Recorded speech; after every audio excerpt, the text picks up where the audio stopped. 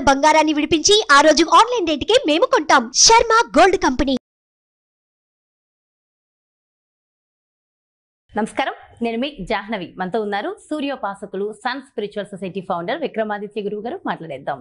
సూర్యోస్మి గురుజీ. సూర్యోస్మి తల్లి. గురుగారు, అయితే ఈ మధ్య కాలంలో మీరు ఒక రీసెర్చ్ చేస్తున్నారు కదా, సో ఇందులో భాగంగా అంటే కర్మలు, మనిషి చేసే కర్మలకి ఆత్మలు ప్రేతాత్మలు అంటాం కదా, వాటికి సంబంధం ఉందా? అండ్ మీరు రీసెర్చ్ చేసే దాంట్లో అసలు ఈ ఆత్మల గురించి, ప్రేతాత్మల గురించి అసలు ఏం తెలుసుకున్నారు, మాకేం తెలియజేస్తారో? ఎందుకంటే చాలా ఇంపార్టెంట్ సబ్జెక్ట్ ఇది.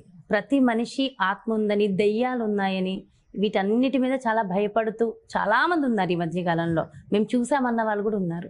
సో మీ రీసెర్చ్ ద్వారా ఏం తెలిసింది ఆత్మల గురించి? అంటే ఇప్పుడు ఈ రీసెర్చ్ అనేది ఇప్పటిది కాదమ్మా, 90s టైంలోనే అమెరికాలో మొదలుపెట్టారు. అంటే ఇక్కడ మనకన్నా అది వెస్టర్న్ కంట్రీస్, అంటే చీకటి దేశాలు అంటారు అట్లా, అక్కడ ఎక్కువ ఉంటుంది, చాలా ఎక్కువగా ఉంటాయి. ఎందుకంటే దానికి కారణం కూడా చెప్తాను నేను. మనది సూర్య పరిపాలిత ప్రాంతం. భారతదేశం అంతా కూడా సూర్యోదయం సూర్యాస్తమయాలు మనం 365 రోజులు చూడగలుగుతాం. కానీ వెస్ట్రన్ కంట్రీస్ అవి కావు, అవి చీకటి దేశాలు. వెస్ట్రన్ అంటే సాటర్న్ ఆధిపత్యంలో ఉంటాయి, శని పాలిత దేశాలు, అందుకే చల్లగా ఉంటాయి. అంటే ఇప్పుడు మన ఇంట్లో వాడే ఫ్రిడ్జ్, ఏసీలకు అధిపతి ఎవరు? చల్లగా ఉంటుంది కాబట్టి సాటర్న్, శని ఆధిపత్యంలో ఉంటాయి. ఆ కంట్రీస్ అన్నీ కూడా శని ఆధిపత్యంలో ఉంటాయి. అది చీకటి, అష్టమం, చీకటి స్థానం. అష్టమానికి ఆధిపత్యాన్ని శనిగా చెప్పుకుంటాం. మనకంటే ఒరిజినల్గా జాతక చక్రంలో తీసుకుంటే దశమము లాభస్థానాన్ని తీసుకుంటాం. ఇప్పుడు మీరు ఇక్కడ నేను ఈ దశమం గురించి ఎందుకు మాట్లాడుతున్నాను? మళ్ళీ మీరు అడిగిందేమో ఆత్మలు కర్మల గురించి. దశమస్థానం కర్మస్థానం. మనం చేసే కర్మకి లాభాన్ని శనేశ్వరుల వాళ్ళు ఇస్తారు. శని నల్లగా ఉంటాడు. వెస్టర్న్ కంట్రీస్ ఉన్న కూడా చీకటి అన్నాం. మళ్ళీ అష్టమం గురించి మాట్లాడాను. అష్టమం అంటే చీకటి, నిగూఢంగా ఏవో ఉన్నాయి లోపల. 8th house.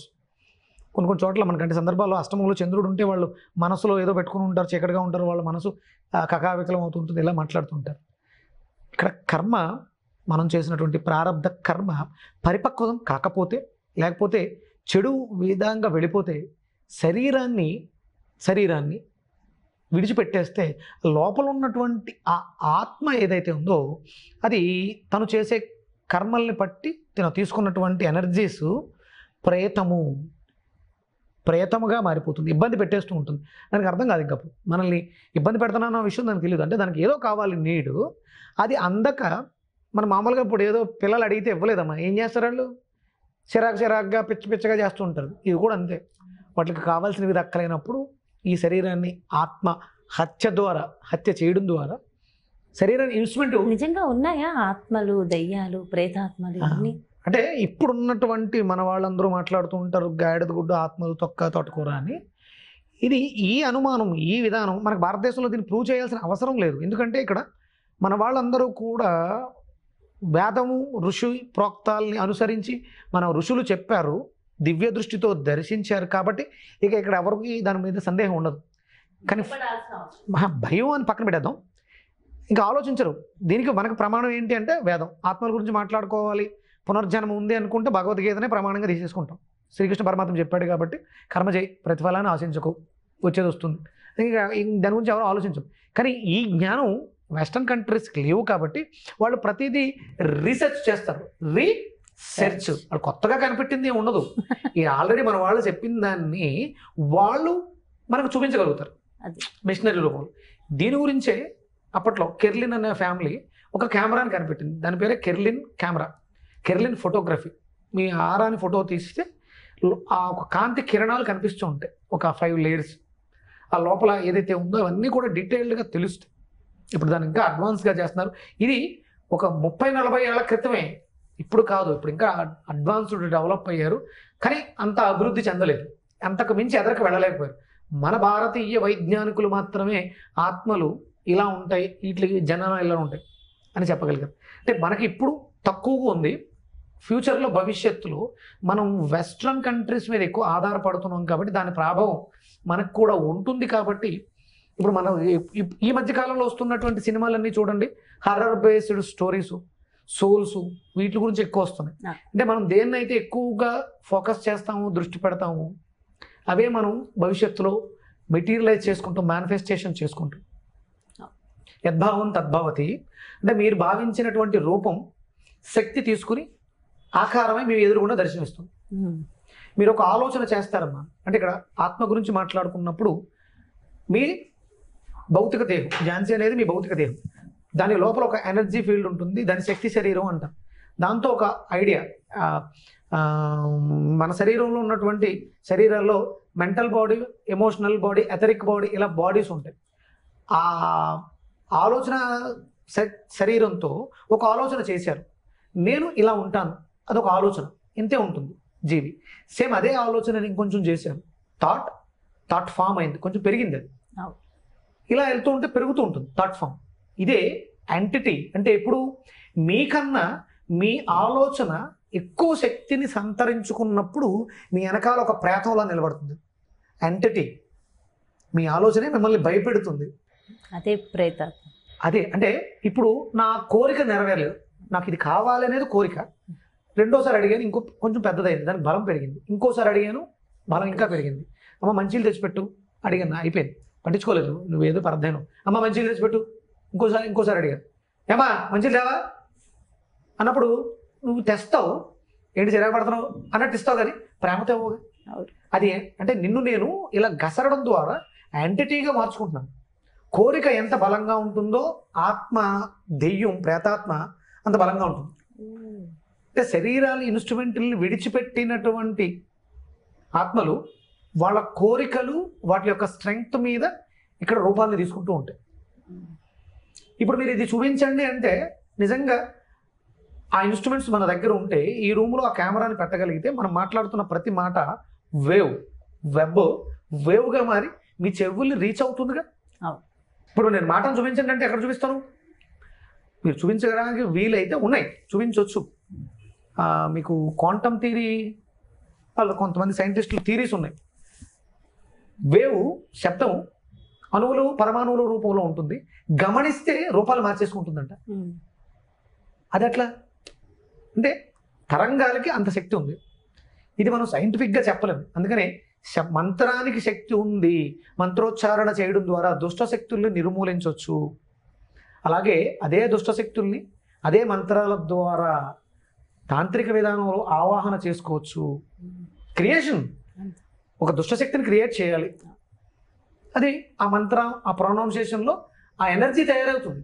ఆ ఎనర్జీ నేను ఫోకస్ చేస్తే ఝాన్సీ మీద, అది వెళ్ళి మిమ్మల్ని ఇబ్బంది పెడుతుంది, దానికి శక్తి ఉంది. అయితే గురువుగారు సినిమాల్లో చూపించినట్టుగా ఇప్పుడు ప్రేతాత్మలు, దెయ్యాలు ఇవన్నీ చూపించేటప్పుడు ఒక బ్యాడ్ వైబ్స్ వస్తాయి, సౌండ్స్ కూడా ఒక భయంకరంగా వస్తూ ఉంటాయి.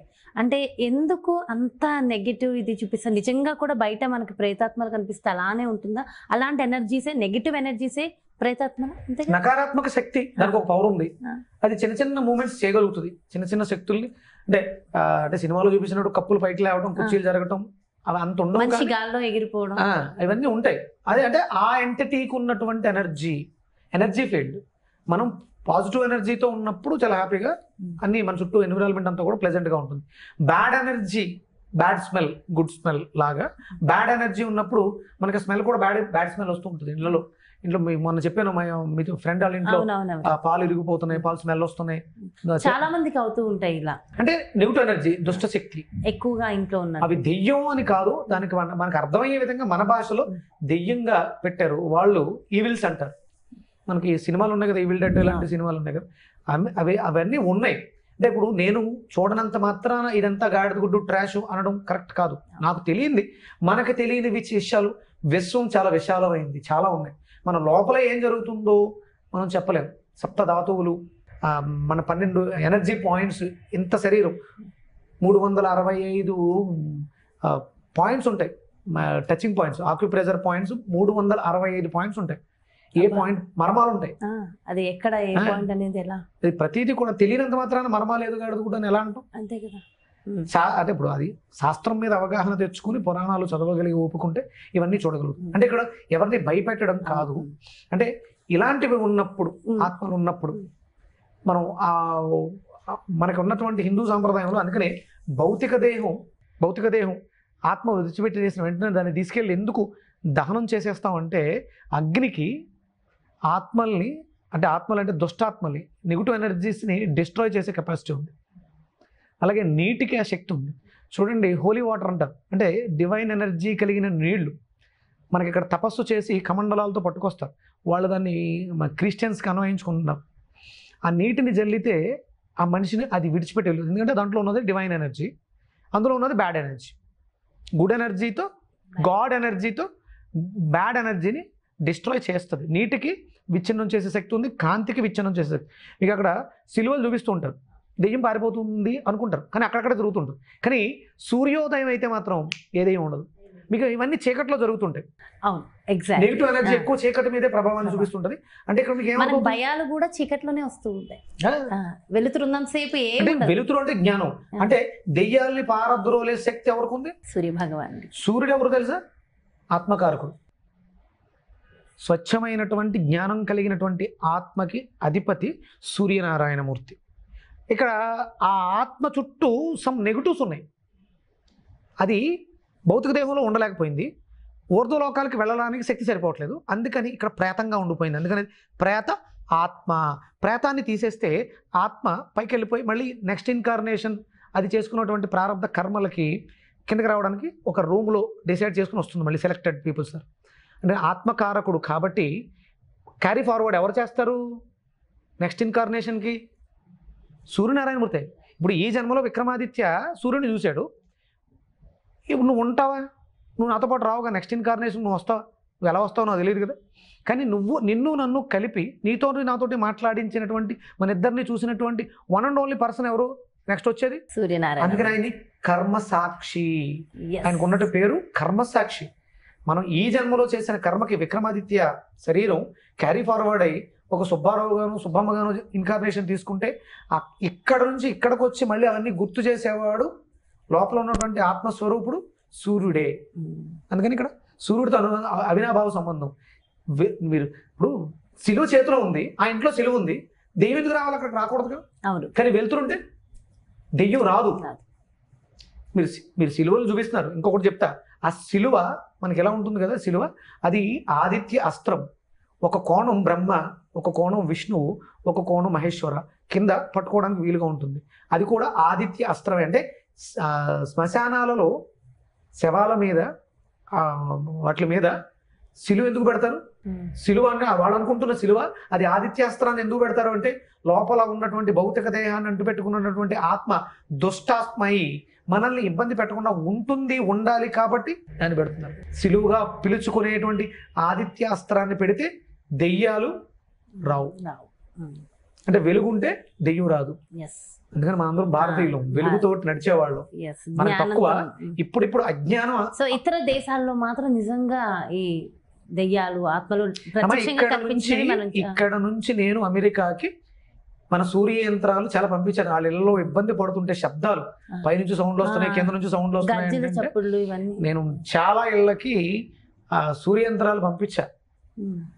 చాలా ఇక్కడ నుంచే నేను సైకోథెరపీ చేశాను.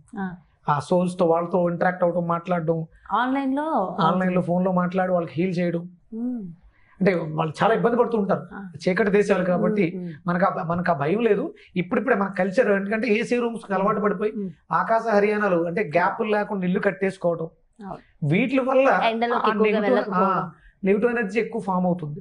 సో మొత్తానికి ఏదేమైనా మీరు అన్నట్టుగా కొంతమంది ఈ పెరుగు పాడైపోవడం, ఇంట్లో రకరకాల దుష్ట శక్తులతో నెగిటివ్ ఎనర్జీ, మీరు అన్నట్టు నెగిటివ్ ఎనర్జీస్ తో బాధపడుతున్నారు. దయచేసి అంటే అక్కడ ఎక్కువ ఇబ్బంది పడడానికి కారణం ఏంటంటే భౌతిక దేహాన్ని కప్పెట్టేస్తారు, మనకి దహనం చేస్తాం, పంచభూతాత్మకమైన శరీరాన్ని పంచభూతాల్లోనూ కలిపేస్తాం. కాబట్టి మనకు ఆ భయం లేదు. ఇప్పుడు ఇవి అంటే మనకు కూడా ఈ ఆచారం ఎక్కువ పెరుగుతుంది. కన్వర్టెడ్ క్రిస్టియన్స్ లాగా మనోళ్ళు హిందువులు శరీరాన్ని పాతిపెట్టేస్తున్నారు, అది తప్పు. దానివల్ల ఎవరైతే కన్వర్ట్ అవుతున్నారో వాళ్ళలోనే ఎక్కువ ఇలాంటి భయాలు కూడా అవన్నీ కూడా వాళ్ళని ఇబ్బంది పెట్టేస్తాయి. ఎందుకంటే అది కాదు, భౌతిక దేహం క్రిస్టియానిటీని యాక్సెప్ట్ చేసింది, కానీ ఆత్మ క్రిస్టియానిటీని యాక్సెప్ట్ చేయదు. అది భారతదేశంలో పుట్టింది. నువ్వు క్రిస్టియన్గా పుట్టాలనుకుంటే ఎక్కడెందుకు పుట్టాలి? నిన్ను ఆ యేసుప్రభు అక్కడ పుట్టించుకోవాలి కదా, ఆయన దేవుడు కదా. నువ్వు మారాల్సిన అవసరం వచ్చింది. నిన్ను పుట్టించుకునేటప్పుడే ఒక క్రిస్టియన్ ఇంట్లో పుట్టించుకుంటాడు కదా. భారతీయుడిగా పుట్టి భారతదేశంలో పుట్టి హిందూ ధర్మంలో పుట్టి మతం మార్చుకునే దౌర్భాగ్యం ఉంది. అది కాబట్టి ఆ మరణించినటువంటి శరీరంలో ఉన్నటువంటి ఆత్మ క్షోభిస్తుంది. కాబట్టి అది అది అది రూపంగా తీసుకుని ఎవరైతే వీళ్ళని మత మార్పులు చేశారో, ఎవరైతే ఈ మత మార్పిడికి కారణం అయ్యారో వాళ్ళందరినీ ఆ దెయ్యాలు ఇబ్బంది పెడతాయి కూడా. ఎందుకంటే లోపల ఉన్నది సూర్యుడి కదా, నువ్వు చేసింది తప్పు కదా, అందుకని నిన్ను ఏడిపించినా తప్పులేదు. చాలా చక్కటి విషయ పరిజ్ఞానాన్ని అందరికీ తెలియజేశారు గురుగారు. Thank you so much. నమస్కారం. సూర్యస్మృతి చూసారు కదండి, మరి ఆత్మలు ప్రేతాత్మలు ఉన్నాయా, అసలు ఉన్నాయనడానికి కారణం ఏంటి? మరి కర్మ సాక్షి అయిన సూర్య భగవానుడు మరి మన గత జన్మని, ఈ జన్మని, వచ్చే జన్మని కూడా ఎలా చూపిస్తాడు, అసలు వీటి వెనకున్న రియల్ ఆంతర్యం ఏంటి, అసలు రహస్యాలేంటి నిగూఢంగా వివరించారు కదా గురుగారు. మరో ప్రత్యేకమైన కార్యక్రమంతో మళ్ళీ మీ ముందుకు వచ్చేస్తాను. సూర్యోస్మి. సుమన్ టీవీలో మీ పర్సనల్ అండ్ బిజినెస్ ప్రమోషన్స్ కోసం కింది నెంబర్కి కాంటాక్ట్ చేయండి.